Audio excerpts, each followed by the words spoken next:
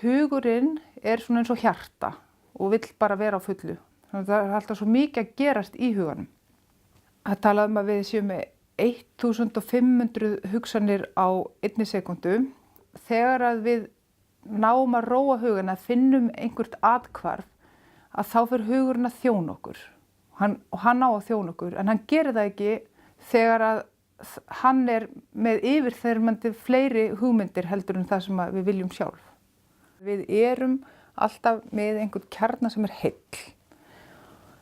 Og alveg sama í hverju við höfum lent, hvort við höfum mist allt, lent í óbúslegum áföllum, að þá útgangspunkturinn alltaf sá að við erum með heilan kjarna. Og talnarsbygging getur hjálpað okkur að finna svona lendingarpalla. Það sem kúnstin með tölurnar það að það ekkert gott og ekkert vont. Þetta bara, kalt kalt, heitt heitt. Þessi aðferð getur gagnast til að greiða úr öllum þessum hugsunum og reyna að gera þær svona hlutlausari, minni dramatískar. Ótrúlegustu hlutir geta komið þegar maður tilbúinn til að vera hlutlaus gagnvart sjálfum sér.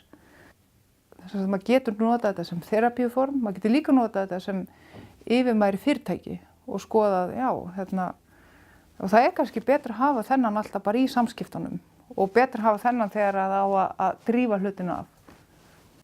Ef að fólk tilbúið að þá förum við svolítið svona inn á við vinnu og fólk þarf svolítið að horfast í augu við sig inn á við og það líka mjög skemmtilegt.